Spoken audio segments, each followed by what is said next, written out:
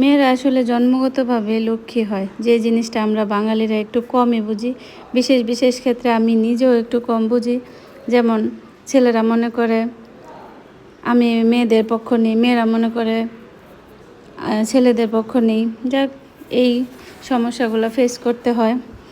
যেটাই হোক, এগুলো বলতে গেলে অনেক ইতিহাস। আর এখানে আজকে কি হচ্ছে সেটা নিয়ে বলতেছি। আজকে হচ্ছে আমার 2 মেয়ে, মাশাল্লাহ।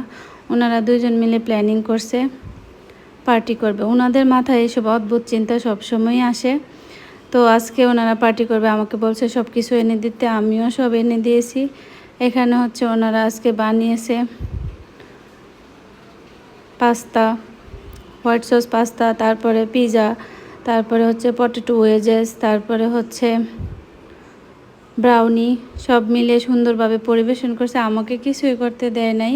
2 বোন মিলে সব সাজিয়ে গুছিয়ে পরিবেশন করে দিল, আর আমি খেয়ে নিলাম।